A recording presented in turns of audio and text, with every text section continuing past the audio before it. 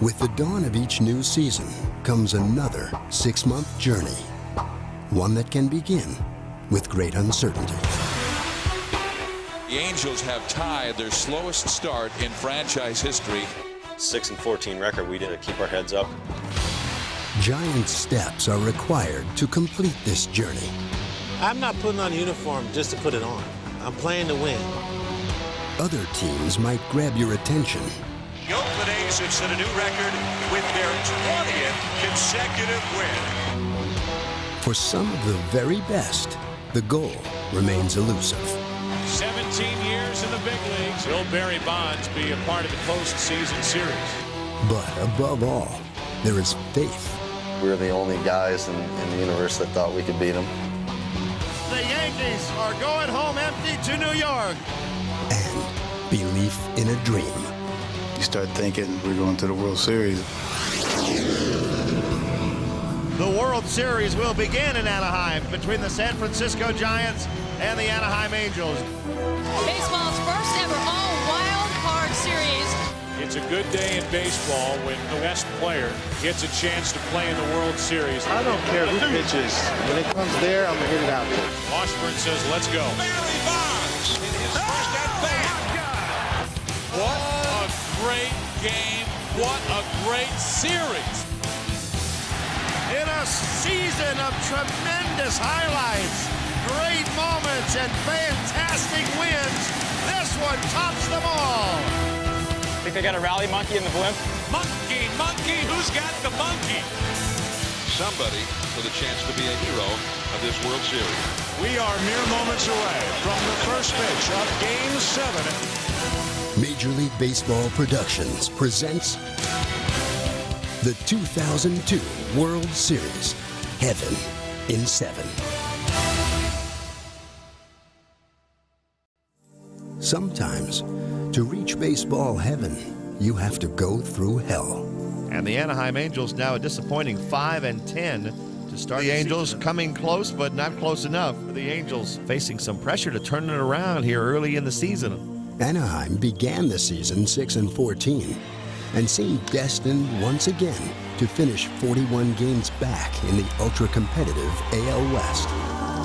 We put so much into, let's get off to a good start right away and take care of the A's and take care of Seattle. And you know what? We played good baseball, we had good pitching, and we just lost. We lost close, good ball games. The Angels already have their worst start in the history of the franchise. After that 6-14, the team was up in Seattle, and Soch had a meeting before that game. I really told the guys, hey, we believe in you. We know your championship caliber, and let's keep our heads up and keep going forward. And these guys did. Swung on and missed, strike 3. The Angels salvaged the final game of this series. It's a victory for the Angels. I think what happened was as soon as we stopped playing our own division and kind of took that pressure off us to get off to that fast start, we took off. They began to win, thanks in part to big surprises in small packages. It is out of here! Grand slam, David Eckstein! He's done it again! Unbelievable! Back-to-back ball games, walk-off grand slam! When you got things like that happening, you tend to have an attitude of nothing can go wrong. And it doesn't matter what happens, somebody's going to step up. Even a little 4'2" guy like Eckstein can step up and hit the grand slam for you. So the Angels are back up to the 500 mark.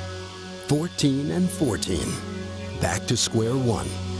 And nothing played a greater role in their resurgence than a dedication to their core values. It's about being a team. I mean, every guy contributes, and there's a new hero every day in the lineup. This year, we got on some stretches where early in May, when we won 20 out of 23, everybody was hitting line drives everywhere, and you can't defense line drives when everybody's doing it.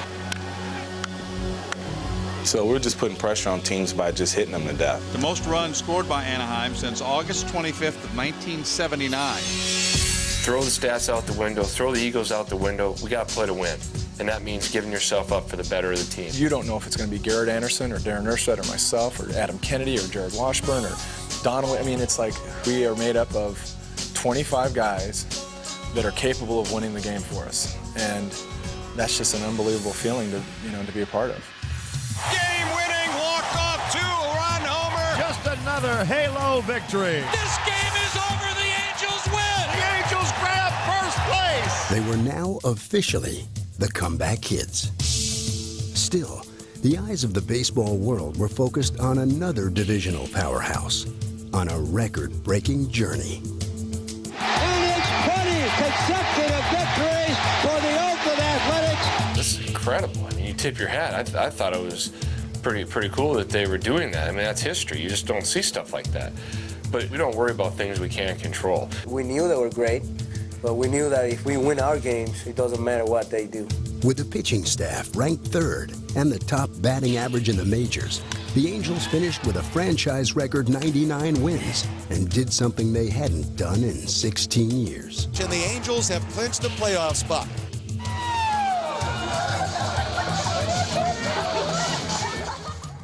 Just up the state a bit lived a giant. One fresh off a date with history. He hammers it way back. Number 60 out of here. 70. He has tied McGuire. Number 71. The home run king. 72.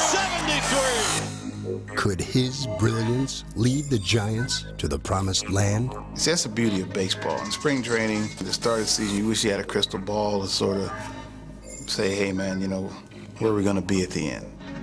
When Bonds hit 2 home runs in each of his first 2 games, it looked like an encore was in the making. Bonds hits one high and deep to left field. This one is out of here. On opening day, he's done it again. His second of the game.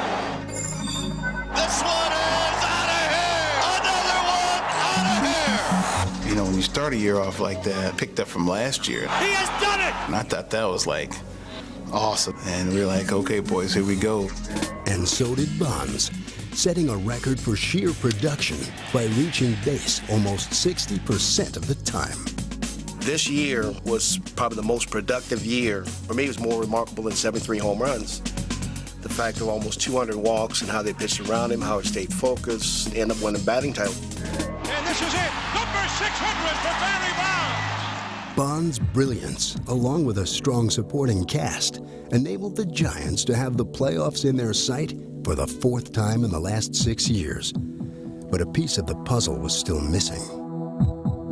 We knew that for us to get to the postseason, we'd have to have a bona fide leadoff man. And Kenny Lofton was it. A guy that, knew how to lead off, a guy that knew how to score runs, and a guy that had been in postseason in case we got there.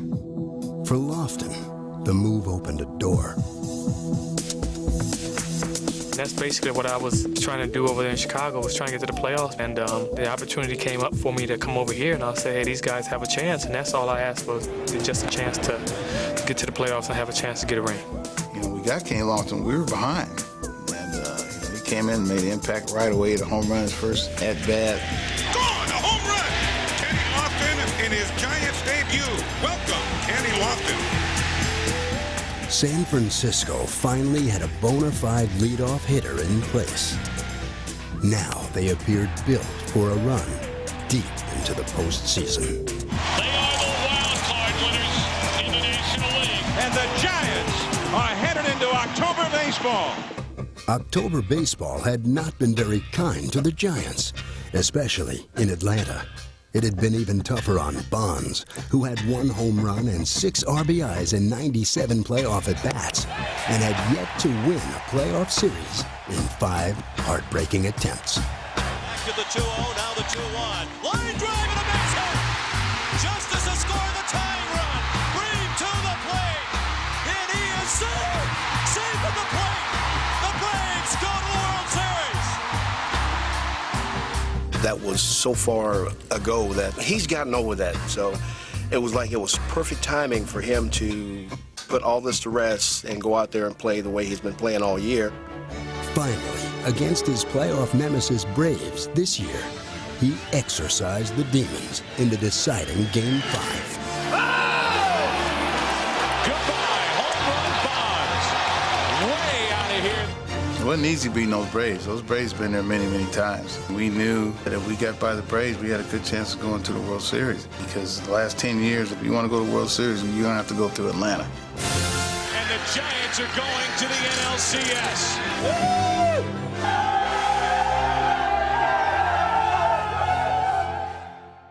Their next opponent was the sentimental favorite St. Louis Cardinals, who dealt with Barry by not pitching to him. But Barry's teammates would make the Cardinals pay. Rich Aurelia, his second home run of the game. And the Giants have won the first 2 games. Back in San Francisco, Bonds continued to go deep, even in defeat. The Cardinals had seen enough and pitched around him again in Game 4. With 2 out and Santiago on deck, they will intentionally pass Bonds. I got the chance to be the hero in the game, and I just try to put the ball on play and don't try to think too much because, it's not easy hit behind this guy. But on the other side, I love it because a lot of good things can happen. Driven into left field. A 2-run home run for Benito Santiago after the intentional walk to Barry Bonds. The next night, more heroics, this time from Lofton. Lofton swings, line right, base hit right field. Here comes Bell, rounding third, heading home. Here comes the throw, and it's over! And the Giants have won the pennant. The Giants are the champions of the National League. The Giants are going to the World Series. 17 years in the big leagues, and Barry Bonds is going to the World Series. Back east, the Angels descended on hallowed and treacherous ground, the cathedral of October baseball. You get the feeling, though, this young, scrappy, aggressive bunch has a shot against New York. You see no fear in their eyes. It was definitely like the unexpected. You had no clue what was going to take place. And, that first game was great. It was back and forth. Yankees lead 1-0. Garrett Anderson, it's a tie game. In the 8th inning, Bernie Williams hit the dramatic 3-run home run. And the Yankees take an 8-5 lead. But the funny thing about it, we all still felt confident. Well, everybody didn't think we could beat them. I think we were the only guys in the universe that thought we could beat them. After the first game we lost in New York, I actually felt pretty good. I thought we played a great game. I thought we showed the Yankees and everybody else that we had a great team that was never going to give up. And we gained a lot of experience. That experience proved crucial in Game 2, for though the Angels took an early lead, they also got a dose of New York's resilience. And the Yankees take a 5-4 lead. But could the comeback kids come back in Comeback City? The Yankees are obviously a great team, and we had to play our best games to win. And in that situation, I mean, we were trying to do something to get on and start a rally, and Orlando Hernandez, who just left a couple pitches up to us. The Angels have tied this game. Fortunately, we didn't miss them. The Angels lead a home run by Gloss. Back-to-back, Anderson and Gloss, 6-5 Anaheim. With the series tied 1 game apiece, the teams moved west for the first playoff game in Anaheim since 1986. In the warm California sun, the Yankees' bats exploded, but the Angels never lost faith. Honestly, I was sitting in the dugout going, 6-1, we're down, but I think we're going to win this game. The Angels' bullpen stemmed the tide with 7 innings of shutout ball, led by 20-year-old newcomer Francisco Rodriguez, who was a revelation.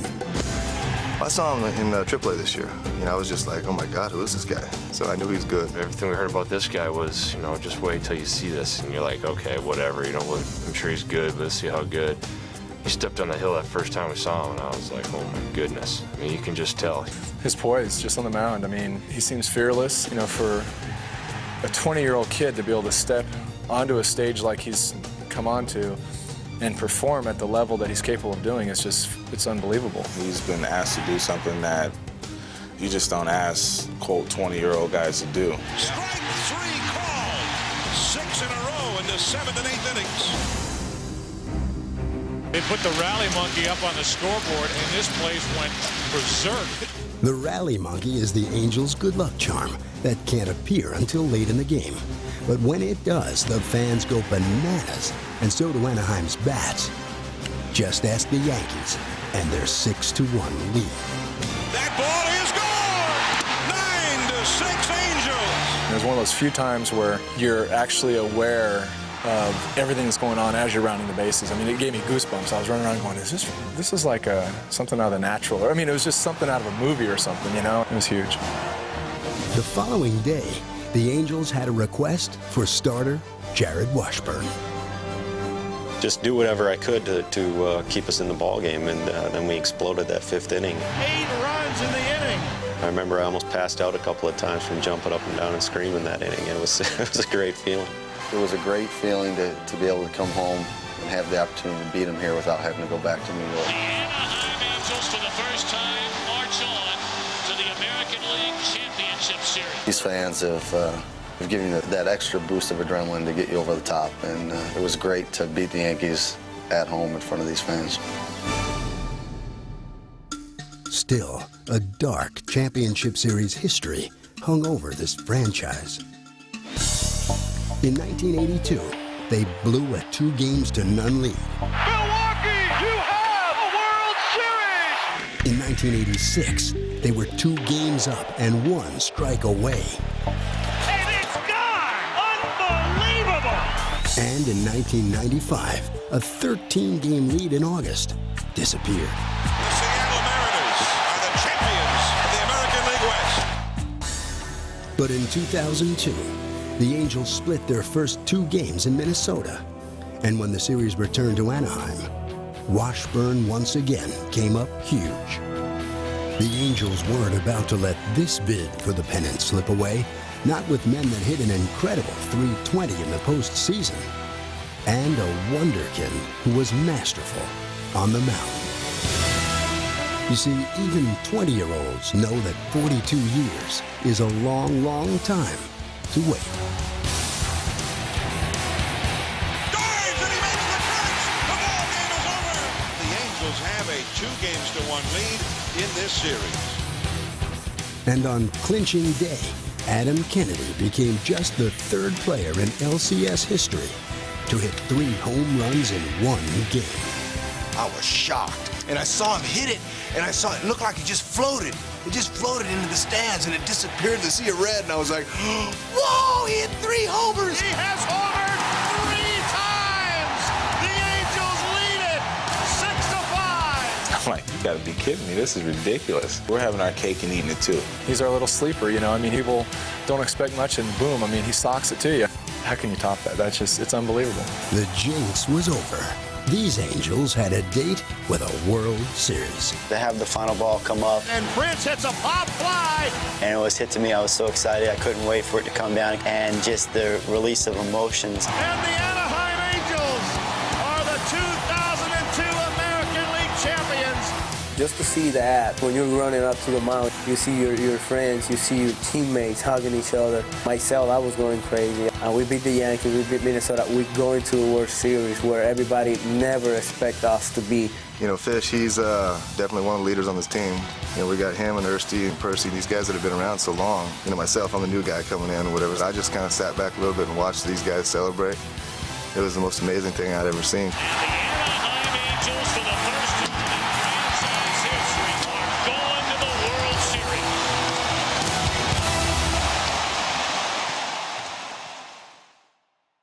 It was the first World Series ever with 2 wild cards. We're live at Edison Field in Anaheim. Good afternoon, everybody. I'm Rory Marcus along with Terry Smith. It's Game 1 of the World Series 2002, the Anaheim Angels and the San Francisco Giants. The Angels had waited more than 4 decades for the chance to be on a World Series stage.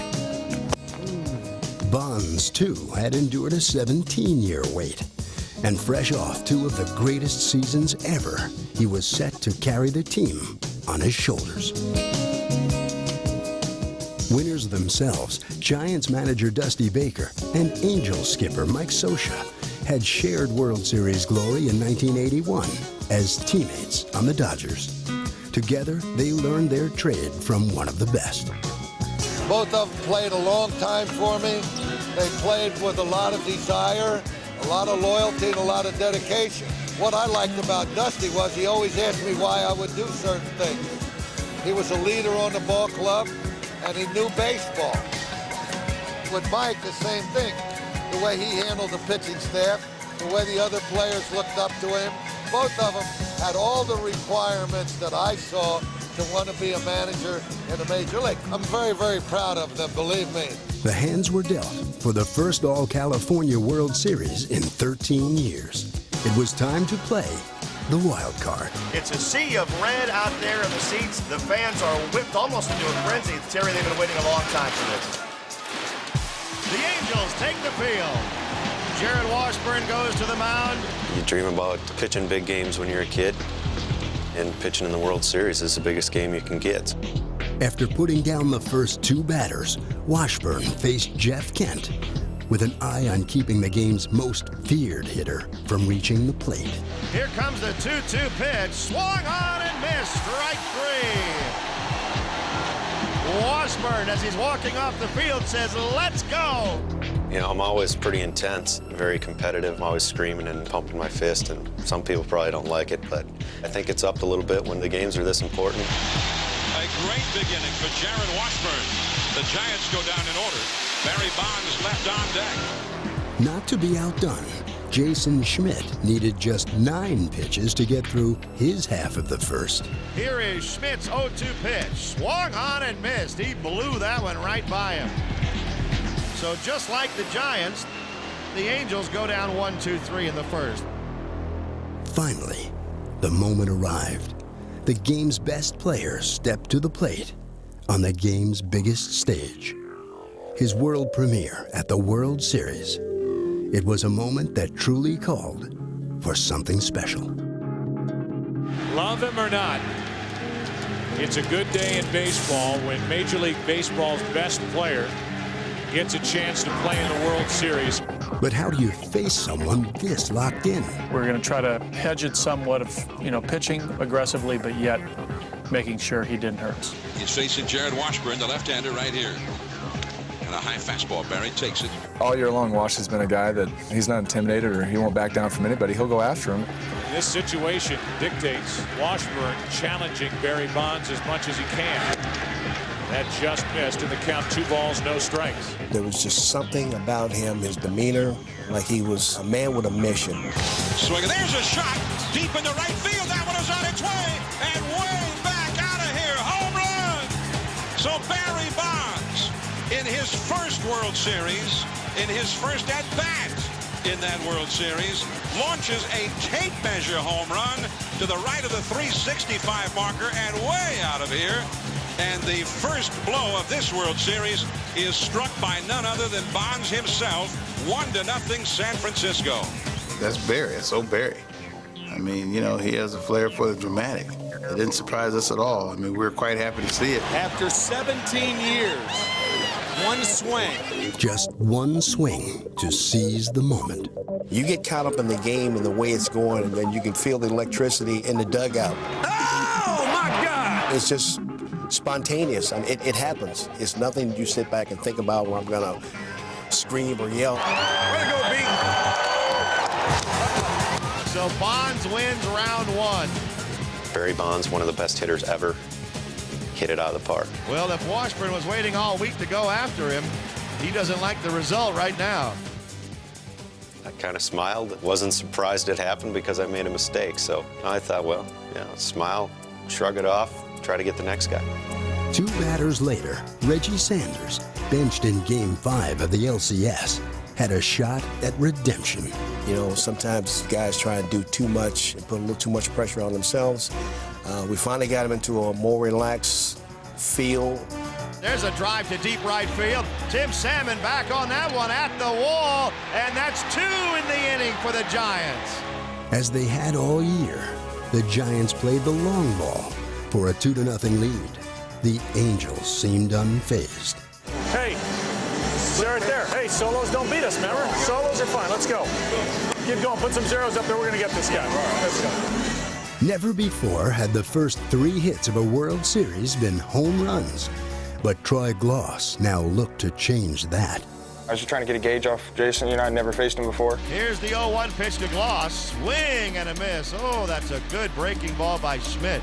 I got 2 strikes on him. He fouled off some pretty good pitches that I threw him. And the pitch is fouled away. Troy just got a piece of it. I was just trying to get on base. You know, trying to get something started. And I just kind of laid a slider in there. Slider belted to left field. Barry Bonds will not catch that one. It's gone. Well, Bonds can do it. Sanders can do it. And Troy says, don't forget about me. His 5th home run of the playoffs. He's proven it, you know. I mean, he's led the league in home runs, and that's no fluke. He's got some of the best raw power I've seen. Troy Gloss has a pretty fluid, even swing for a right-handed batter, and that was crunched into left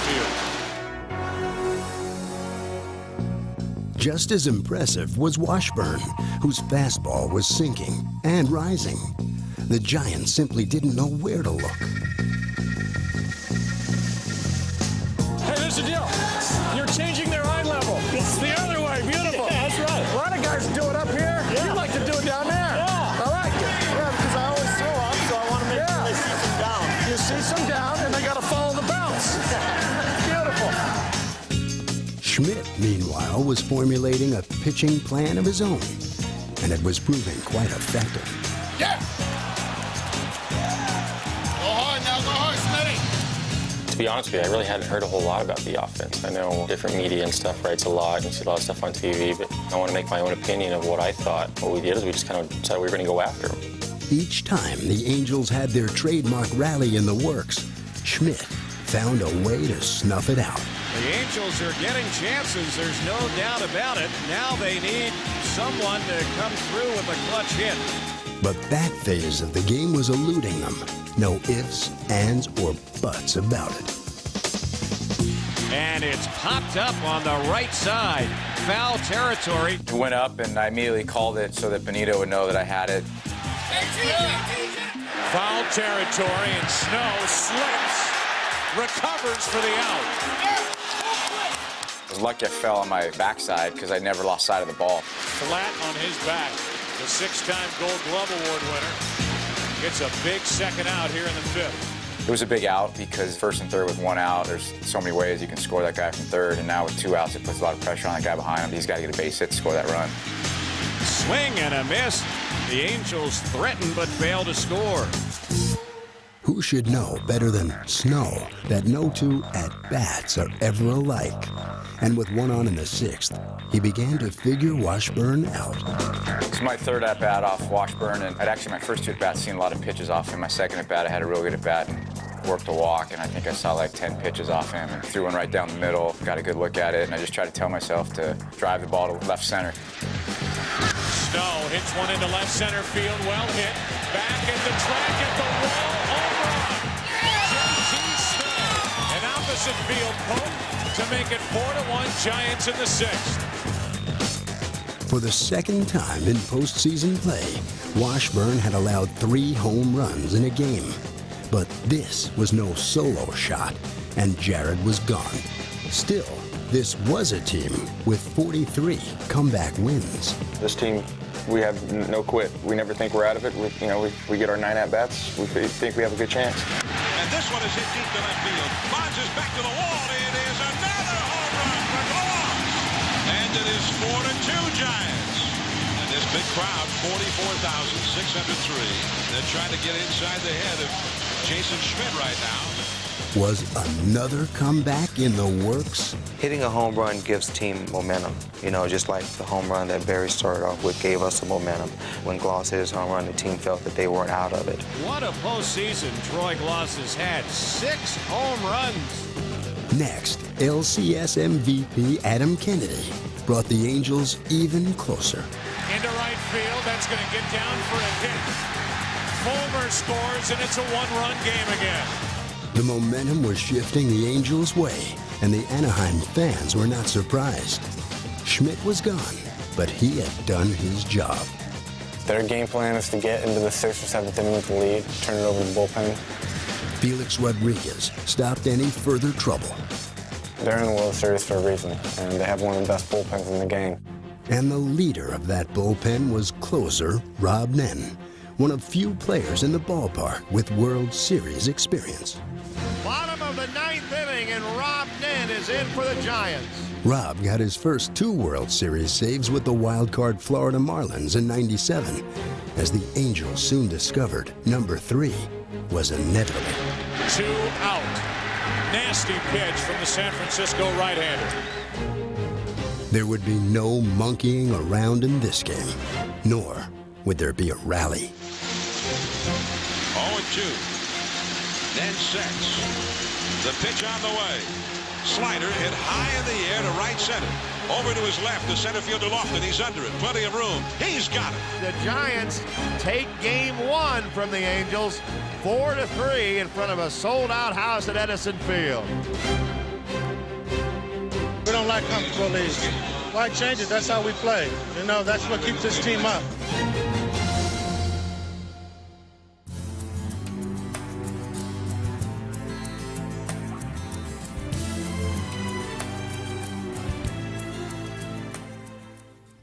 The Angels, as they have been in each of these postseason series, down 1-0. But unlike the previous 2 series, they lost game 1 here at home. We needed a win. We needed to step up as an offense. We knew we had to put the pressure on them early, try to get to them and score a bunch of runs. The Giants turned to right-hander Russ Ortiz. The Angels looked to the veteran Kevin Apier. Both had reputations for being effective but erratic. Neither of these pitchers tonight stay ahead of the hitters. Does that translate to a long game? Probably. Here are the Anaheim Angels on their home field, needing a win here tonight to avoid falling into a 2-0 hole. And when the Angels need to fire up the engine, David Eckstein is quite often the spark. Eckstein led off with a single, and Darren Erstad brought him home. Swing of the liner into right center field. That's a base hit. Eckstein digging to third, turns third, heads home. He's going to score all the way. The Angels have Ortiz on the ropes early in the game. 3 consecutive hits for the Angels to get it started, and now they're thinking big inning. Hit hard and into right field. Here comes Erstad to score. 4 consecutive hits. Talk about hits and runs coming in bunches. Our team's been in this situation so many times this year. We just kind of feed off a couple hits and you get a few runs, and that's built up to some big innings for us. The Giants are certainly capable of scoring runs in bunches themselves. So the Angels, while they're hot, want to get as many as they can. Good idea, for when Apier walked Bonds in the second, it spelled trouble. People think that Barry's only going to beat you with a home run. But if you keep walking them and get them on base, I mean, that's more chances for us to score. A 1-out single put runners on the corners for the resurgent Sanders. Now Sanders suddenly can put the Giants right back in this game with 1 swing of his bat. Sanders gets into one to deep left field, a 3-run home run for San Francisco. And gave us a huge lift, you know, down 5-0, hits a 3-run homer. Hey, we're back in the ball game. They'd get even closer. Come on, Dave, make it happen. Come on. I've faced Apier quite a bit in the past, but it's always different in the playoffs. Come on, get out of here. Get out of here. Yeah! Good boy, David. You know, he had the lead there, and he was just coming after us, and we were able to get the ball up in the air, and the ball was carrying pretty well down.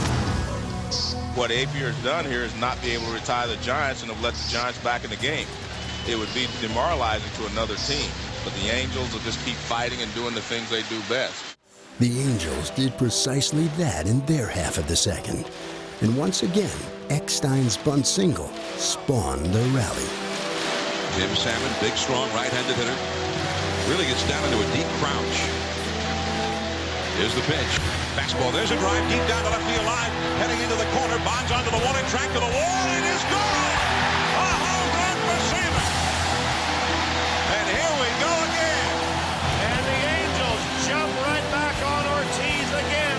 And it's 7-4 Anaheim in the second inning. And the Giants bullpen is busy. So the Giants are going to make a change, and Russ Ortiz has a terrible outing in Game 2 of the World Series. Ortiz left in the second, Apier in the third. The shortest series outing by 2 starters in 45 years. So Apier does not last much longer than did Ortiz. And the starter for Game 4 for Mike Scioscia, John Lackey, is coming in. Scioscia is managing this game as though he has to have it. At that point when I came into the game, I was really just kind of taking it as a start. I didn't know how long I was going to go. I was just going to go, as hard as I could for as long as they left me out there. So Lackey quiets down the Giants in a hurry. Needed somebody to come in, kind of shut down their offense, let our guys get back to swinging the bats. The Giants countered with Chad Zerbe, a 10-year minor league veteran, embarking on 4 gutsy innings. An epic relief appearance by World Series standards. On to first for the double play. The performance Chad gave was huge. A lot of people don't realize that guy hasn't pitched in a game in about 3 weeks. And to come in last night and throw about 60 pitches a night, it was a huge lift for us. Down by 2 in the 5th, San Francisco struck again. The Giants with the bases loaded with 1 out. And J.T. Snow, the former Angel, who put the big hurt to his former team last night, not trying to do it again. A base hit to the outfield could tie this game. Ground ball into right field, a base hit. Aurelia scores. Here comes Bonds. He will score the tying run. And J.T. Snow does it again. The Giants, who were down 5-0 after 1 inning, have now tied the game. They didn't stop there, scoring 2 more for the lead. But this game was far from over. Well, the one thing I do know about the Angels is they will keep coming at you. Trailing by 1 in the 6th, Anaheim called on Francisco Rodriguez to add still another chapter to his amazing story. He's 4-0 in the postseason, and they are his first 4 major league victories. And he's been a big leaguer for about a full month. Francisco Rodriguez gave us a big lift, keeping us at that 9-7, then we got 9-8, just giving us a chance to come back and make a little rally. Got him on a slider, struck him out. For a young kid like that to come into this type of postseason situation and perform the way he has is kind of special. I don't know if we'll see it again for a long time. He has thrown 6 pitches and has struck out a couple of National League All-Stars in succession. And now here's the matchup that a lot of people are interested in. The young Rodriguez and the great slugger Barry Bonds. Just try to go right after him, trying to make the right pitches, trying to keep the ball down the zone. There's a hard hit ground ball right at Spezio. He'll solo to the bag, and it's a 1-2-3 inning for young Frankie. In the bottom of the 6th, the Rally Monkey made his first Fall Classic appearance, with Erstad on second for Anderson. Garrett, the Angels' top RBI man this season. And boy, could the Angels use a hit from him here. Base hit. Here comes Erstad. Here's the throw by Sanders. Cut off. Tie game. The Angels had evened the score, and the amazing K-Rod kept it that way. He went through a very, very tough lineup in fewer than 30 pitches in 3 innings, which is incredible. Here comes 0-2. He got him. Not only did he retire the entire Giants lineup consecutively, 9 in a row, he did it throwing 25 pitches, 22 of which were strikes. Now that is dominance. The Giants came out swinging the bats, and they really kept the pressure on us, and when he came in, it really shut the door. Those were huge innings for us, give us a chance to get back into it. At the end of the 8th, K-Rod left the World Series stage. The Angels' shortest tenured player turned the spotlight over to the man who'd been with them the longest. 2 out in the 8th for Tim Salmon. In that situation, wasn't trying to do too much, just trying to keep the inning going. When you're facing guys we haven't faced before, and I didn't really know what to expect, so I just went up there being ready to hit. The Angels' 10-year veteran and their all-time leader in home runs and RBIs had played almost 1,400 games before reaching the postseason, the longest such stretch of any active player. He wasn't about to let the moment slip away. It's belted to left field. This one has a chance. Bonds at the wall. The Angels lead it. He's been in this organization his whole career. He's dedicated his life to the Angels, and to have him come up so big in such a big-time game, I was just so happy for him. We saw him last year struggle through a year and came out this year and started slowly, so to watch him battle out of it and then come in the postseason and have a night like that, just to see him enjoy that kind of success on this stage is great. soon as I hit it and I knew it was a home run, I knew the significance of it and what it would mean, you know, with Percy coming in the next inning. Percival was prepared for one thing, but this was so much better. I thought I was coming into a tie ball game and told myself, hey, you get the first two guys out and then be real cautious with what I do. Once we scored the 2 runs, I said, okay, now the focus has changed. You go attack the first 2 guys, and if you get them out, great. Troy did, in fact, get those first 2 outs, which made it that much easier to face Bonds. 2-run lead right there with nobody on. You really don't have to have much approach other than don't walk him. I'm going to throw a strike. If he's taking a strike, great, I get a free one. If he's not, you got a chance of getting him out. You got a chance of him hitting a home run. You take what you get.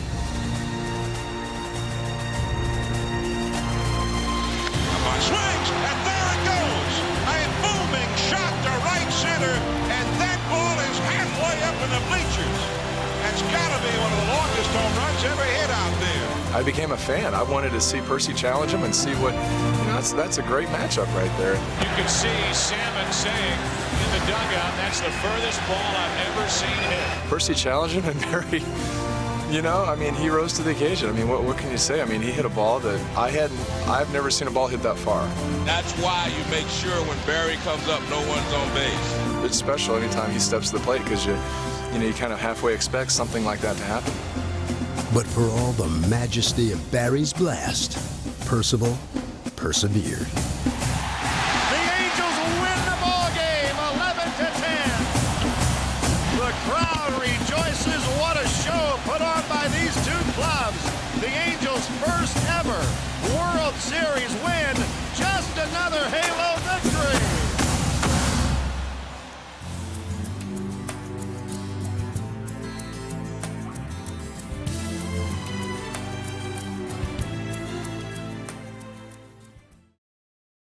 Game 3 was a poignant reminder of the past.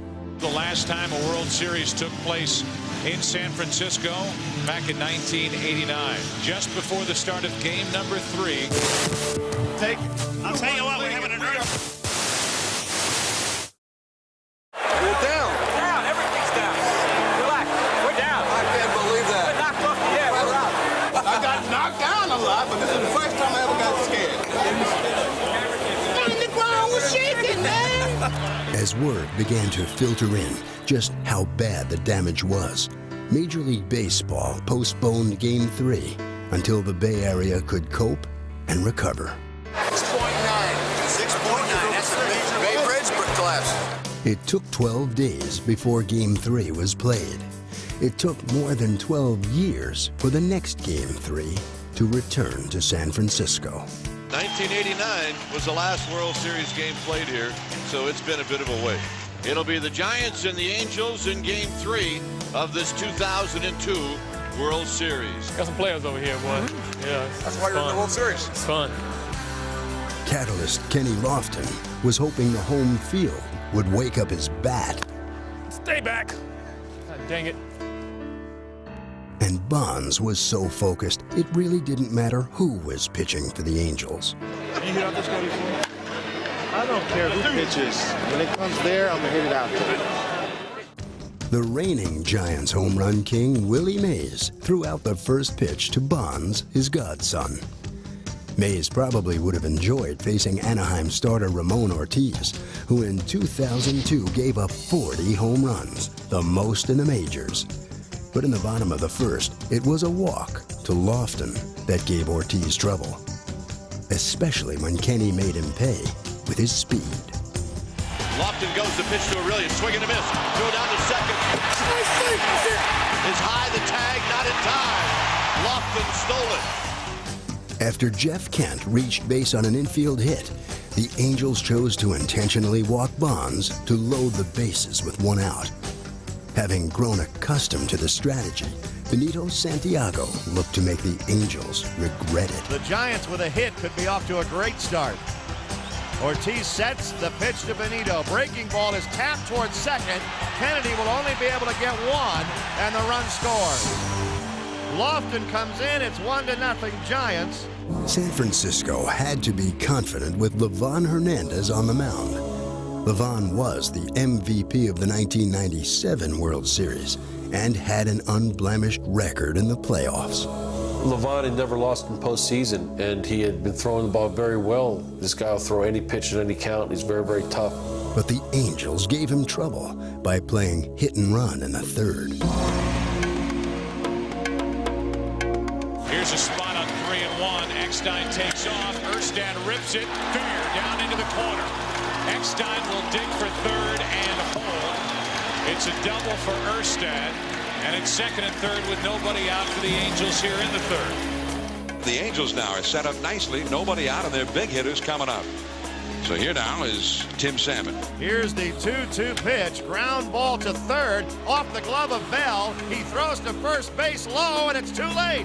The run is in. The Angels tie the ball game up at 1-1. And Salmon beats the throw to first base. Moving to his right. Ball took a tricky hop, hitting the heel of the glove. Then he hurriedly throws low, but can't get Salmon. After Garrett Anderson flew out, Troy Gloss set his sights on breaking the 1-1 tie. The runners go. The pitch is whacked into left field. Erstad around third. He will score. The Angels get their first lead of the game, 2-1. I think our club does a great job at making adjustments in which we see what the pitcher's doing. Once we get in that situation and once the inning starts going, no one wants to make that final out. We want to keep pushing and keep pushing. Troy Gloss gets a bullet into left field to drive in the go-ahead run here in the third inning. This was the Angels' attack that had rattled pitchers throughout the playoffs. But the Giants had to be surprised they were getting to their veteran playoff pitcher and sought a strategy for Scott Spiezio. All right, just make sure he stops over here. Don't let him get any running jumps on you. You're fine. Get that double play right here. Back up home plate now. 2-1 to Spiezio. There goes Gloss. The pitch is lined into right center field. That's in there for a hit, and it's going to roll all the way to the 421 side. Salmon scores. Gloss scores. It's a triple for Spiezio. The Angels lead it 4-1. His strength is unpredictability, throwing a pitch at any time and getting the ball down and trying to get some ground balls. When you see a lot of line drives, you know they're centering the baseball. That the Angels batted around in the third was amazing for a World Series game. That they would do so again in the fourth was unprecedented. 2 men on with 1 man out. Here is Garrett Anderson, and Hernandez right back into some serious trouble. There go the runners. It's a strike, and there'll be no throw. They got a great jump. It's a double steal. I was looking at Erstad, and I couldn't get anybody's attention to do a spin move or do something to keep him close because they were timing him the whole time. Erstad saw an opening to try to steal third base, and the key there was Tim Salmon being able to recognize that Erstad was going to be aggressive, to follow him to second and give us a huge opportunity of putting runners on second and third. And now the Angels have runners on second and third, and there goes the ground ball double play possibility. Anderson's RBI groundout finished Hernandez for the night. But reliever Jay Witasic wouldn't fare much better. The Angels were doing this without the benefit of a home run, and Spiezio had become an RBI machine. Here's Spiezio, ground ball toward Kent. A dive cannot come up with the ball. It's into right field for a base hit. Well, Salmon has come in to score. It's another RBI for Spiezio, and it is a 6-1 Angels lead. A very difficult lineup fielded by the Angels. Contact, contact, contact, often hard contact. Now the 0-1 delivery. There's a shot off of Witasic, and the ball caroms into left field for a base hit. Glosser on third being waved in, and a ball hit off the pitcher Witasic. It drives in a run. It is 7-1 Anaheim. My goodness. Witasic stayed in the game, but Anaheim would add insult to injury. A 1-1. Molina dumps one into right field. That gets down for a hit. It's 8-1 Angels. They get that merry-go-round going. There's no stopping them. The serenity outside Pac-Bell Park belied the tremors inside as the Giants looked ready to explode. Well, these Giant fans who have not had much to cheer about tonight, trying their best to get their home club going. 1 down. And here is Aurelia, the right-handed hitting shortstop. Aurelia, deep to left. Looking up is Anderson. Out of here. And it's 8-2. Kent followed with a single, and with a 6-run lead, the Matador chose to face the Raging Bull.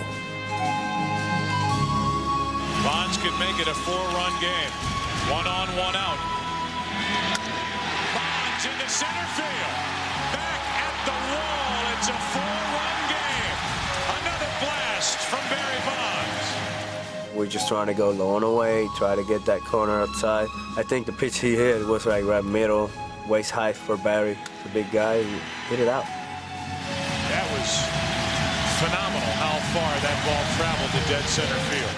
With this, he becomes the first player to hit home runs each of his first 3 World Series games. In the hardest part to hit home runs in all of the major leagues, Bonds continued to shed the burden of the ghost of playoffs past. Still, there wasn't much else the Giants could do in their World Series home debut. From the very start, this one belonged to the team in red. Schoenweiss delivers, and the pitch is swung on and missed. Strike 3. The Angels pound the Giants in Game 3. 10-4 the final score, and just another halo victory. They've done it again. The Angels lead the World Series 2-1.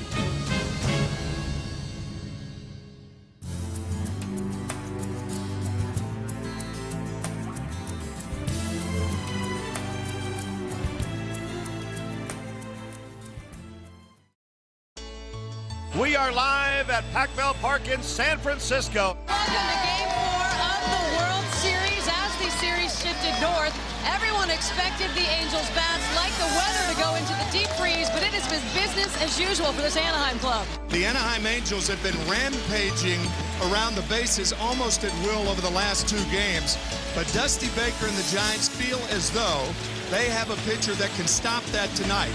Dusty Baker is very pleased that this game is falling in the hands of Kurt Reeder. What's Reeder got? How far has he got to go for you? 6, 7? I hope so. Yeah. That's what I said. If he goes 6 to 7, boy, I'm in the White House. On the other side, John Lackey, he's already made an appearance in this World Series in Game 2. Giants say, well, let's see how he comes back after that a few days later and pitches in this Game 4. But before the pitching fireworks got underway, Major League Baseball unveiled its greatest moments as voted by the fans. Every fan is connected to the game by a chain of remarkable events. Here are the 10 most memorable moments in Major League Baseball history. I was so proud to be out there in Game 4, to be in Pac-Bell, and to see how the nice presentation, and to realize that I was living during some of those greatest moments. Not only that, but I had a chance to be a part of that. I was looking at him, and he knows all the players. He knows their numbers. He knows their betting stances. Just thinking about what a wonderful year it's been, and you know how fortunate I felt for us to be there. Kirk Gibson. Number 8, Cal Ripken Jr. Pete Rose. I told Pete I played the game hard because of him. And he just looked at me and smiled and said, thank you. And since you touched the hit king, I said, well, we're going to get a lot of hits tonight. But before the Giants' bats could get booming, Reeder would have to silence the Angels. And keeping Eckstein off the base paths was a good start. Swinging a bouncing ball to Aurelia. Big hop at the knees. The Snow, 1 out. Early on, you're looking for good breaks. There's one right there. You know, I just tried to go into it with the same attitude that I have, you know, all the regular season and my other postseason starts, and you know, just try and keep the ball down, let my defense work, and give the guys a chance to win and keep it close. Lackey's strategy was a bit more basic. Simply keep the ball away from Barry Bonds. Every time he came up was a situation where you don't want to let him hurt you, so we intentionally walked him, put him on, and took our chances with the next guy. Well, they're going to walk Bonds again, just as they did last night, with runners at first and third, and 1 out. It's like playing with fire, but this time, Benito Santiago got burned. Swinging a bouncing ball near the bag in second. Eckstein steps on second, throws to first. Double play, and Lackey gets out of it. The Giants miss a golden opportunity in the first inning. The Angels scored a run in the second to take a 1-0 lead. In the third, they threatened once again. This is a matchup that Kirk Reeder wants to stay away from, facing Kloss with men on base. He's already hit 6 postseason home runs. And he gets into one to center field here. Back at the track, at the wall. It is gone. A home run, number 7, a 2-0 pitch, 3-0 Anaheim. In that situation, off a guy like Kirk Reeder, he wants you to get you out in front, wants you to try to pull. So I was trying to make sure I stayed, up the middle, right center. And he left the ball up a little bit. Unless these Giants pitchers figure out a way to slow down this Anaheim offense, Giants are going to have to figure out a way to outslug this Anaheim team. So in an effort to keep the game from spinning out of control, the Giants turned to their secret weapon, the second best hitting pitching staff in the game. 1-2 pitch, Reeder. Slow hopper, Molina out, a wicked bounce, the throw to first, not in time. The ball hit off the front of the plate and it took a funny spin when it hit the grass, and it was just perfect placement. It was in between Benji and I, and neither one of us had a play. You couldn't place a ball much better for an infield hit. Or could you? Reeder at first with nobody out. Lofton bunts it, third base side, and this one is going to roll, and roll, and roll, and roll, and it's a fair ball. Gloss picked it up, thinking it was foul, and it was called fair by the home plate umpire, Mike Winters. I think Troy saw it go foul and right away went to grab it, and as he was picking it up, it trickled back onto the line somehow. The advantage of playing at home, you might know how the line is sloped and things like that, but I think that could have happened anywhere. 2 infield hits here have really saved the Giants and put them in a situation where they may be able to do something. Preferably something that would travel more than 20 feet. 2 balls and 2 strikes to Aurelia. Here's the pitch. Swing and a drive into right center field. That's a base hit. Here comes Reeder. He's chugging home. Lofton to third. Scoring is Reeder. It's 3-1. Here's the next pitch to kick. Swing and a high pop up into right field. Lofton may challenge Salmon. Salmon's underneath it. He makes the catch. Here comes Lofton. Here's the throw. Not in time. Lofton scores. The ball shoots by the catcher, and Aurelia slides into second. It's a 3-2 game. Which Aurelia took second. It does open up first base, and it gives the Angels the easy option of walking Bonds to put runners at first and second with 1 out for Santiago. Barry, he's a threat, especially with guys on base. With a right-handed hitter on deck, I think Mike just felt more comfortable loading the bases again, going after Santiago, who had already hit into 2 double plays after walks to Bonds. But the LCS MVP wasn't about to make it 3. Swinging a line drive, base hit center field. Here comes Aurelia. Ersted's throw is on line. Aurelia slides. He's in there. This game is tied. Santiago has come through. Benito's been doing the job for us all postseason, hitting behind Barry. We were just glad he was 1 for 3 in that situation because the one was a big one to tie it off. With the score 3-3, Reeder bore down. He had already started a rally with a hit. Now he sought to stop one with his hustle. So Reeder, who ended the 5th inning with a 6-4-3 double play, looking for that again. Richie came in and said, hey, he might try and go the other way, and if he hits a ground ball there, make sure you cover first because we can turn a double play. The 1-0 to Molina. Swinging a bouncy ball. Snow's got it to his left. He goes to Aurelia for 1. Reeder covering first. Double play! And Reeder with all kinds of emotion. In those situations and, with your home crowd into it like they were, when I got that double play, the emotions just came out. It was time for the bullpens. Felix Rodriguez pitched a scoreless inning for the Giants. And Francisco Rodriguez continued to baffle everyone he faced. Francisco Rodriguez has not yet allowed a Giant to reach base in this World Series. But that streak would come to a halt in the 8th. Snow lines one into right, and the leadoff man is on. The Giants finally with a hit off Francisco Rodriguez. Dusty Baker has the option of pinch running for Snow, a slow runner. I thought about pinch running for him, but the thing about it is, we're playing at home. And since we had the last at bat, decided to not only leave JT out there, but also if the game remained tied, to have my defense out there. Sanders hadn't laid down a sacrifice bunt all year. As it turned out, he wouldn't have to. Sanders now he shows fun, lets it go by, and it gets by Molina, and Snow goes to second. A gift for the Giants. Sanders popped out, and up came Bell. K-Rod had been a Goliath, so who better to slay him than David? Swinging a drive up the middle of base hit. Here comes Snow rounding third.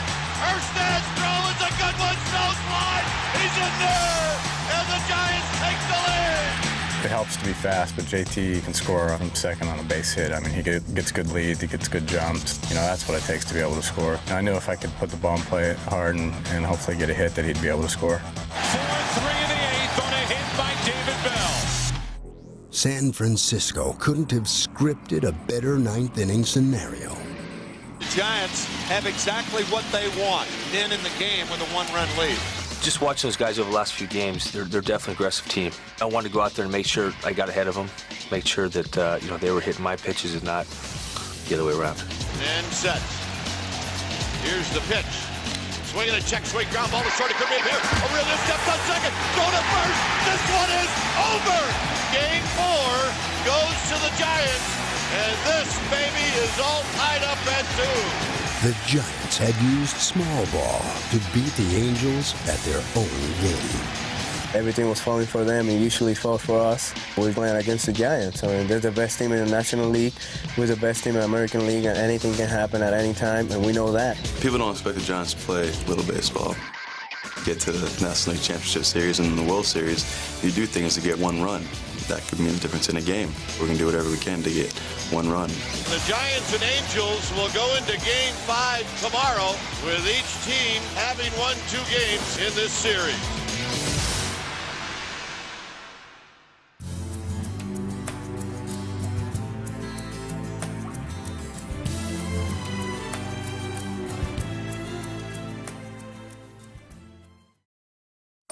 We're coming to you from Pacific Bell Park here in San Francisco. This is Game 5 of the 2002 World Series. And another sellout crowd here at Pacific Bell Park, a very live crowd last night, and we're expecting the same type of atmosphere here tonight. And tonight, it'll be Jared Washburn taking on Jason Schmidt.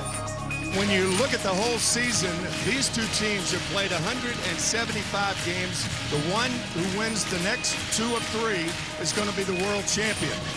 All right, have you heard enough stats? Let's go. Let's play ball. It will be Jason Schmidt right in the heart of it all, ready to take on this Anaheim Angels lineup. And he quickly found himself in a jam with 2 on and 2 out in the first, and the Angels' hottest hitter at the plate.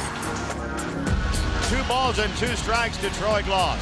Here comes the 2-2 pitch. Swung on and missed, strike 3. And they blew it by him, and Gloss looking very disgusted as he tosses the bat away. He has his blazing fastball working extremely well. He bared down at times when he needed to. Into the bottom of the first inning we go. An 18-game winner during the regular season was Jared Washburn. Jared was looking to rebound from his rough start in Game 1, but he'd first have to temper the suddenly red-hot Kenny Lofton. Lofton had more postseason appearances than any player on either team, more than 50 games worth, and he hoped his experience was rubbing off. When you get a guy who feels comfortable being in that situation, it's just guys understand that, and I've been there before, and I know what it's like. So just having me here is just letting guys know how simple it is. Swinging a line drive to the left field, a base hit.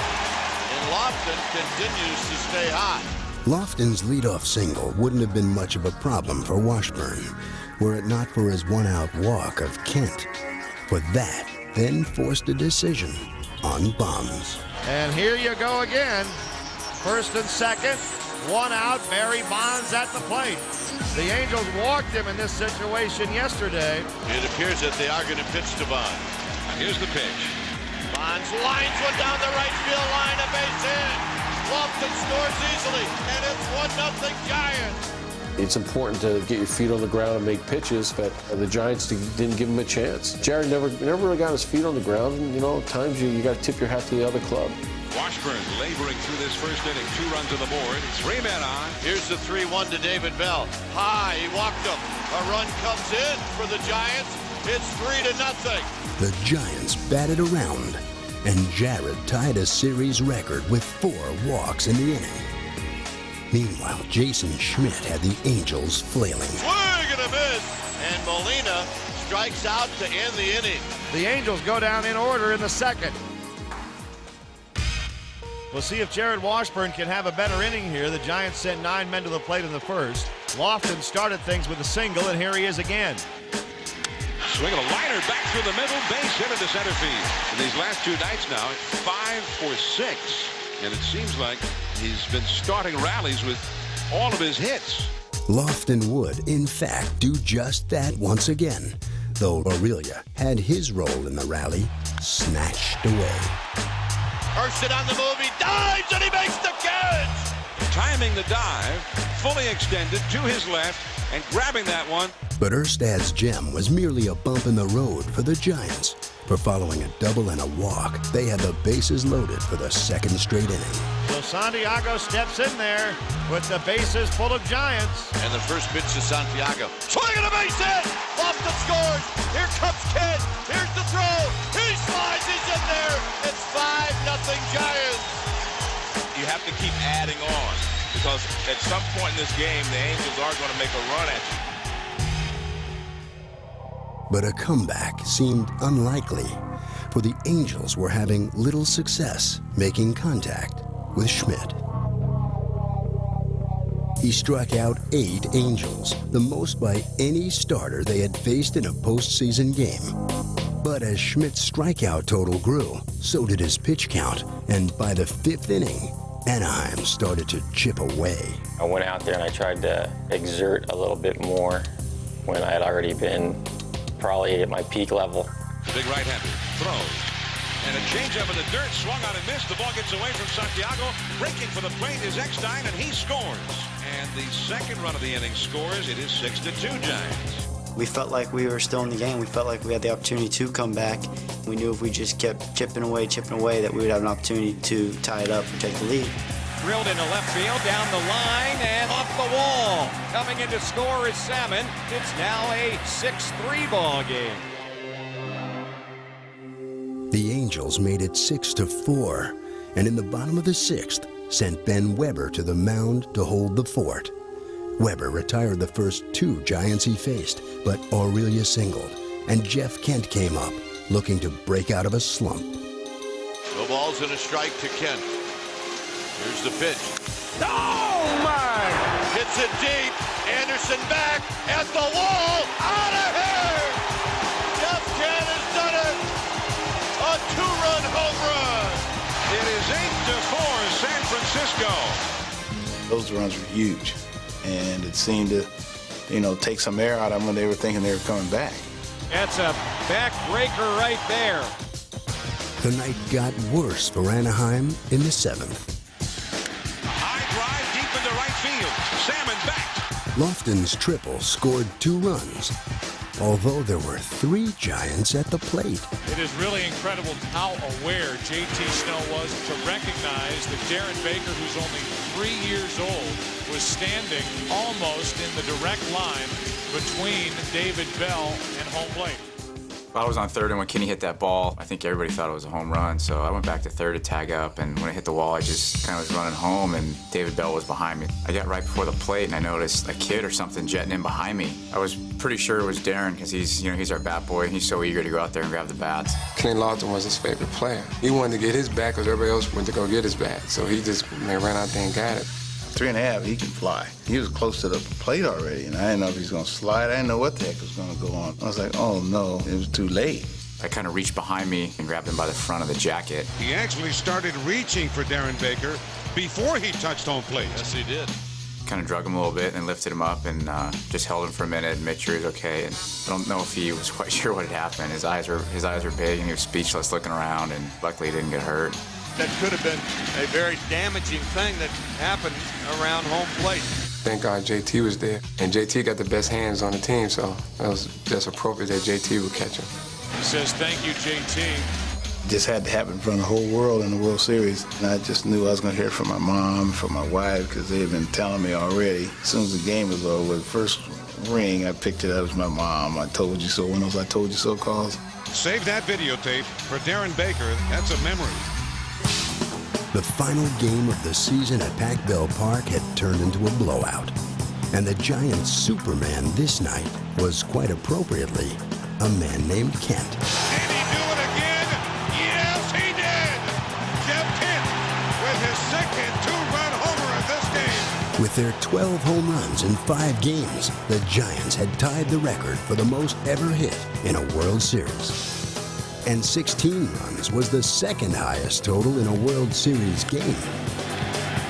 And the San Francisco Giants emphatically win Game 5 16-4. It was one of those days where we couldn't get them out. You tip your hat to them, but guess what? There's going to be a Game 6. They have a 3-2 lead going back to Anaheim. 1 win away from winning their first World Series as the San Francisco Giants.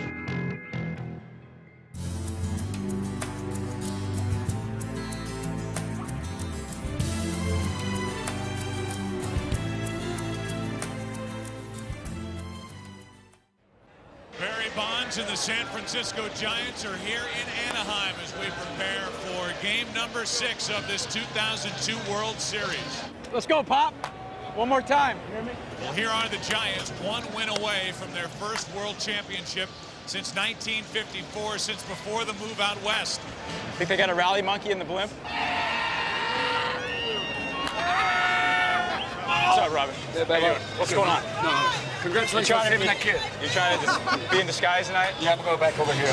Got your fatigues on? Yeah, it's like working slow. Good game, boss. Thanks. Game. How's it going? Good. I'm happy to be here. Are you? Yeah. The rescue was the best.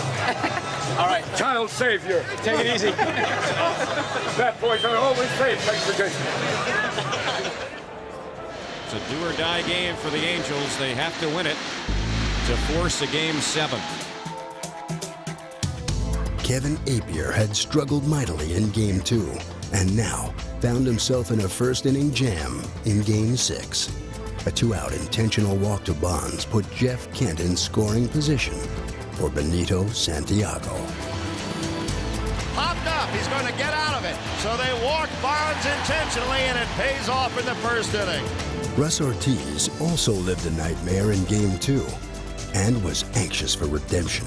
I knew I had to execute and able to help this team win. And so I said in my mind, hey, I need to execute this time. Russ Ortiz has been terrific. And Apier matched him pitch for pitch. When their guy was throwing zeros up, Ape was right there with him. Ape went out there, threw up 4 zeros. He got us into the 5th inning. It was a great effort. In the 5th, Apier and Sean Dunston waged a classic battle. In 26 postseason games, Dunston had never hit a home run, but he could never say never again. So I'm up there hacking. He threw a fastball middle end. Driven deep into left field. Back is Anderson at the wall. 2-0 Giants. Home run, Sean Dunston. But then I see my son at home plate, and he had a big smile on his face, and I was like, wow. I really hit a home run in the World Series in front of my son. That's a beautiful moment. Biggest swing of the bat, his long big league career. And Sean Jr. was right there watching. When Kenny Lofton followed with a double, it marked the end of the night for Apier. Apier battled. He did a good job, but might have been running out of some gas. Gas is what Rodriguez had thrown the entire postseason. But when he took the mound in Game 6, he had trouble putting his power over the plate. After Lofton stole third, K-Rod missed the target once again. In the dirt, here comes Lofton, 3-0 San Francisco. The wild pitch gets the Giants a valuable 3rd run. In the 6th inning, with the score still 3-0, K-Rod and his nasty reputation were still in the game. He's nasty. He's a nasty young man, and you just like to see somebody get to somebody that nasty. And who better than the nastiest hitter on the planet? Here is the great home run slugger, Barry Bonds, against the great phenom, Rodriguez, the pitch. That is crushed deep into the night, and it's 4-0 San Francisco. Bonds' 4th home run of the series was his record 8th of the postseason. I saw later in the replay that I mean, that ball disappeared down that tunnel down there. Because I saw the people looking in the tunnel. I said, what are they looking at down there? That was Barry's ball. Must have been rolling out on the freeway somewhere. And not only did he clobber it, it was Ruthian, epic in proportion. When Barry hit that bomb, I said, oh boy, look at Barry. A perfect year, a perfect series. Now the title was tantalizingly close. But what about these Angels? They've had so many rallies this year, so many late-inning heroics. Do they have another one left in them? 4-0 Giants, trying to wrap up the World Series tonight. Ortiz carried a one-hit shutout into the sixth. The Angels' outlook was bleak. But then Adam Kennedy singled, and a two-out walk to Erstad gave Anaheim a ray of hope. Was Ortiz starting to swim upstream with salmon at the plate? Now he throws. Fastball, strike three call. And so we head to the late innings. And the Angels are still 4 runs down. You know what? I was frustrated, and I walked out there thinking, you know what?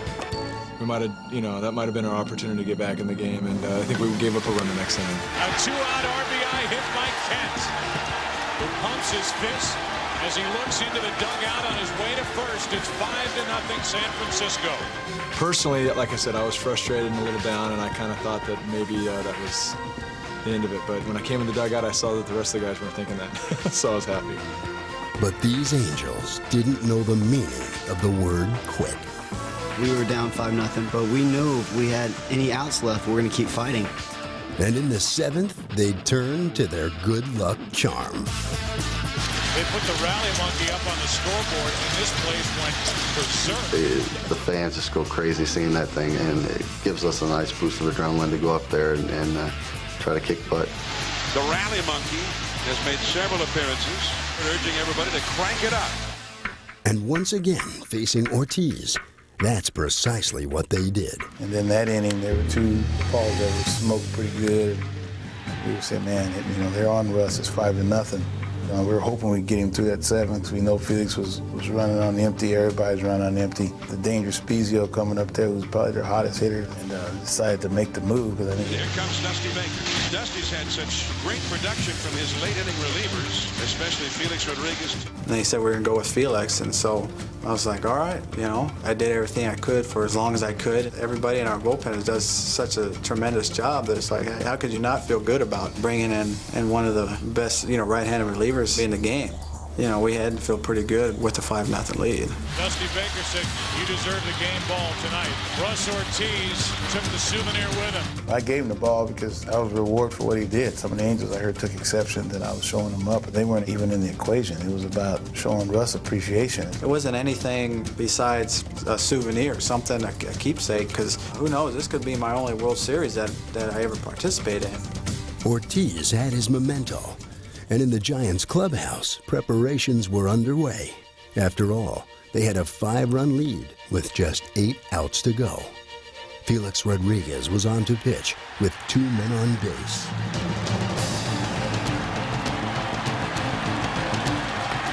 Bloss at second, Fulmer at first, 1 out in the 7th inning.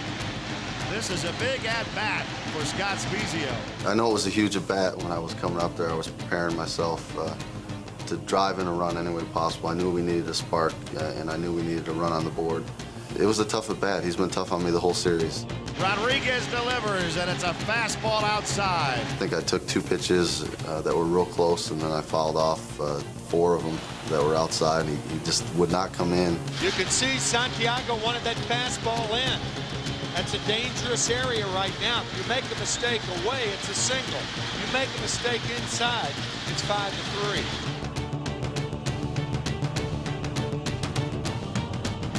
The 3-2 pitch is belted to right field.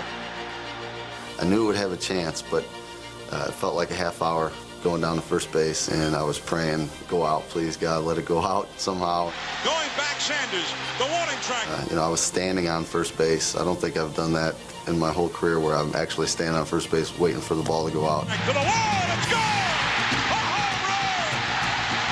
It's Spezio has made it a 2-run game. The Angels are breathing and right back into it. We knew that was the one thing we needed to get us back on track. And, you know, Speeds came up big for us all year long, and right there was the biggest moment. You know, when Speeds hit that home run, it was like you kind of get that sensation like, oh man, maybe this is the start of it. And I was like, man, that one was, that was huge. To me, that might have turned the whole series around, because anything other than that 3-run homer, even a single or whatever, they're still not within prime striking distance. I'll tell you, if somehow, some way they did come back and win this game, what kind of momentum would they have going into tomorrow? But tomorrow wouldn't matter if the Giants weren't held at bay. In the 8th, Brendan Donnelly was once again masterful. He struck out Sanders. Then with Bell, it remained a 2-run game. Now, it was the Angels' turn. Tim Worrell would face the meat of the order. The big bats coming up for Anaheim in the bottom of the 8th. Ortiz had held the first 4 batters hitless, but that trend would quickly come to an end with one swing of the bat by Erstad. There's a swing, a long drive deep to right, has a chance, it is gone! Darren Erstad with a home run! It is a 1-run game! There is nothing you can say. You just have to admire the tenacity of these Anaheim Angels. Now down by 1, the rally was kept alive by Sam. A drive into center field. Lofton can't get it. Base hit. And the tying run is on base. Here comes Sean Biggins to run for Salmon. 2 straight hits. Why not 3? And Anderson would deliver. Pop down the left field line. A long run for Bonds. He won't get to it. Biggins to third base. Bonds stumbles and falls. Biggins stays at third. Anderson to second. The mistake by Bonds was costly, and Worrell was done for the night. It all came down to Troy Gloss against Rob Nen, an historic comeback on the line. I mean, I don't have a whole lot of experience facing Rob Nen. I mean, we all know what he throws, but seeing it from the perspective of being in the box compared to the camera in center field's a whole different story. Giants are hoping that Nen can work some of that magic again right here. I was trying to get a pitch I could basically just hit on the ground, get something to score 1 run, tie the ball game up, and then go on from there. The never say die Angels giving their fans a thrill down the stretch. Claus trying to get the hit that could possibly send us back here tomorrow. Then it's belted! Left field! In the gap! It's in there for a double! Here comes Biggins! Here comes Anderson! The Angels take the lead! 6-5! It's just hard to stop these guys once they get on a roll. Plus, another key hit. T.O. has a knack of coming through in game-winning situations. He's done it all year long, and for him to come up there and drive that pitch out to the wall, we were all just thrilled because we knew we had Percy coming in for the 9th. And Percy showed no mercy.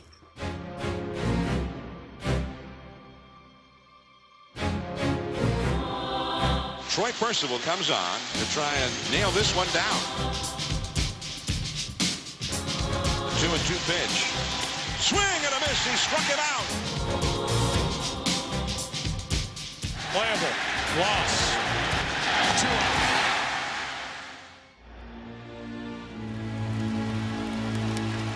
The Angels are 1 out away from sending it to a Game 7 tomorrow when they look like they were dead and buried tonight. And the Giants faced with a very real prospect that their best chance to win this World Series has come and gone. The 2-2 pitch. It's swung on and missed. We'll see you tomorrow night. And the Anaheim Angels are still breathing. We are going to Game 7 incredibly. 6-5, the Angels have defeated the Giants with an incredible comeback in the late innings. Well, what was on the line with us as far as facing elimination in that series? I don't think I've ever been involved in a more exciting ballgame.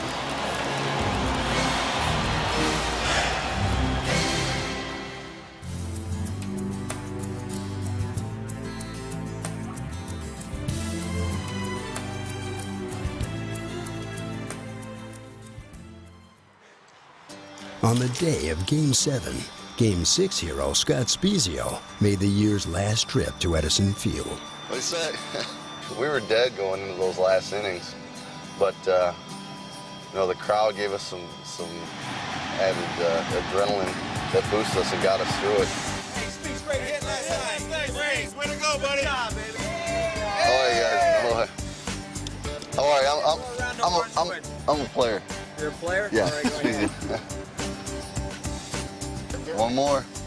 Let's do it. Let's do it. All right. Let's go, Angels! Let's go, Angels! Easy money, what's up, Wade? Hey, this is our guy right here. Let's do it. We're gonna do it today? We'll do it today. All right, baby. Angels! Game 7! It's fun to think about everything's riding on this one game. It's do or die tonight. And the Angels and the Giants. Game 7, they'll decide it tonight. The crowd standing and cheering, the thunder sticks banging together. The sea of red is ready to go tonight. And here's the rookie, John Lackey. It was a huge game, big game, but I knew what I had to do was not different than any other game. Glad you're with us. Away we go. Lackey was looking to become the first rookie in 93 years to win a deciding Game 7 in the World Series. Kennedy. I was trying my best to look at it as another start. Here's the 1-2 to Aurelia, swung on and missed. Molina has to throw it down to first base, and there are 2 outs. I was on short rest, so I was just going to go as hard as I could for as long as I could. John Lackey winds, and here he comes 3-2. It's hit in the air to right field. Salmon giving ground. On the warning track, he makes the catch, and Lackey has a 1-2-3 first inning. Giants starter Livan Hernandez was hoping to regain his playoff prowess after getting bombed in Game 3. There will be a short leash for Livan Hernandez if he struggles here early. He's walked 2 in the first inning here and deals with Garrett Anderson, 2 on, 1 out. A 1-1 pitch to Garrett Anderson. Into center field, Lofton coming on. Makes the catch, Eckstein doubled off to end the inning. A rare Angels mistake gave the Giants a boost. Here's Benito Santiago. It was only 4 out of 23 against the Angels. Here's a 1-2 pitch. Santiago up the middle, under the glove of Eckstein, and a 1-out hit. First base runner of the night for the Giants. 1 out in the second inning, no score. Snow now sought to become the first player in 15 years to get a hit in all 7 games.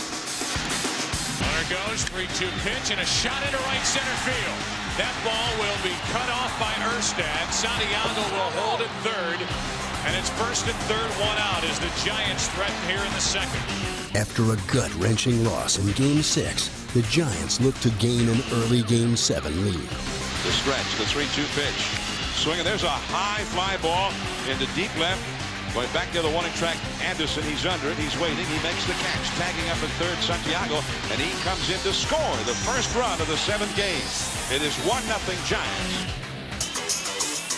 But Livan asked for trouble in the bottom of the second when he surrendered a 2-out walk to Spiezio. That'll bring in Benji Molina. Here's the 2-1, a line drive into left center field. Lofton and Bonds won't get it. It splits the outfielders. It comes off to Lofton. Here comes Spiezio to the plate. He scores, and the game is tied.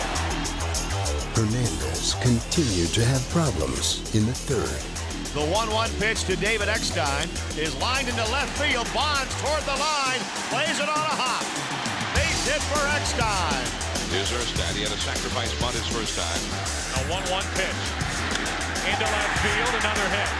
A pitch to Salmon hit him. An opportunity was knocking for Anaheim. Angels have the bases loaded and nobody out. They could really cash in right here. Anderson, he was the big RBI man for the Angels. This is the spot where he was at his very best. Having the bases loaded there with nobody out and Garrett up to bat, you were very confident that he's going to come through. The pitch to him, a line drive down the right field line. That's headed into the corner. Sanders is over to play it. Eckstein's in. Erstad's in. Here comes Salmon. He scores. Garrett Anderson clears the bases, and the Angels lead Garrett had led the majors in doubles with 56. Yet this was his first extra base hit in the World Series. The fact that it was Garrett, I think, put us in the best of all positions to have our biggest RBI guy up in a situation like that. And he came through as he has all year. Once he hit that ball and gave me a little bit of a cushion, I knew, I had to step up and I had to make that stand up. Right-hander against right-hander, 0-2 pitch. He got him, struck him out. He took that pitch right down the heart of the plate. Lackey sure didn't look like a rookie. And in the fifth, he got support from his defense while facing David Bell. Here's the 3-2 delivery. And that one is lined into left center field. Erstad coming in hard, dives and catches it. You can put stars around that one. Lackey did precisely what the Angels asked of him. In my mind, we just wanted John to give us 5 innings because ultimately what we want to do is get in our bullpen. Brendan Donnelly followed with 2 scoreless innings, escaping a jam in the 6th. Looks like we're going to have a pinch hitter for Sanders, Tom Goodwin. There are a couple of situations that we had gotten one hit or pinch hit. We'd have been back in the game or had a chance. Asking for a big pinch hit, Tom Goodwin. Second and third, 2 out, 4-1 in the 6th. Getting over. The Giants had been so close to a championship, but now it was slipping away. Rodriguez came on in the 8th, anxious to put an exclamation point on an exceptional postseason performance. The Edison Field crowd was on fire. Rodriguez winds and comes back 0-2, and it's swung on and missed. A wicked slider gets Aurelia. 3-pitch strikeout. Frankie winds, here's the 1-2 offering. Swing and a miss. Strike 3. He strikes out Kent. Rodriguez delivers, and he struck him out. Santiago goes down swinging, and Frankie Rodriguez strikes out the side in the 8th inning. Here was a situation, Game 7 of the World Series, where 3 rookie pitchers came in and pitched 8 innings of 1-run ball, and obviously turned it over to our closer, who's one of the best in the game. We move into the 9th inning. Game number 7, and Troy Percival 6 for 6 and save chances in the postseason. JT Snow leads off the 9th inning. 2 balls, 2 strikes. Percival delivers to Snow, and it's whacked into right field. And the Giants will not go easily. A walk brought the tying run to the plate. It was mano a mano for the title. Tsuyoshi Shinjo will be the pinch hitter for Pedro Feliz. Troy Percival, the Angels closer all year. He sets. His 1-2 pitch is swung on and missed. 2 outs. The Angels are 1 out away. Kenny Lofton with 2 on, 2 out. Troy Percival trying to send the Anaheim Angels to the promised land. Here's the pitch to Lofton. Fly ball center field. Erstad says he's got it. Erstad makes the catch. The Anaheim Angels are the champions of baseball.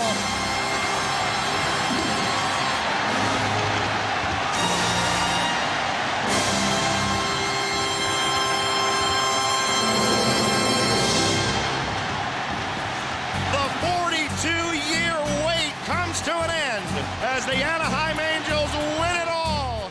They begin every season with the hope the journey will end just like this. But the dream of just one team really does come true.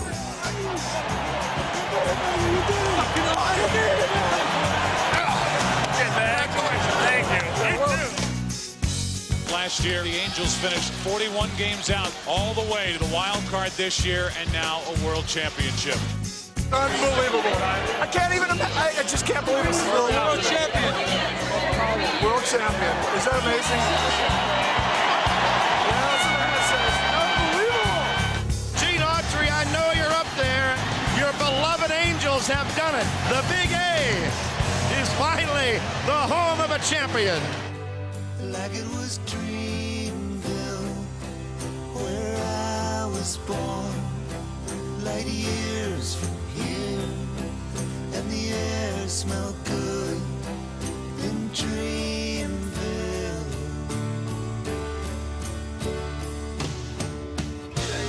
Woo! God, dude, oh my God, I don't even know how to act. I don't either. Let it start now! Hey! Way to go, T-Rod!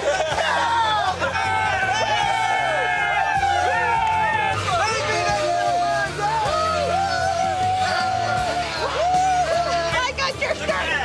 I got your shirt! We did it! Like it was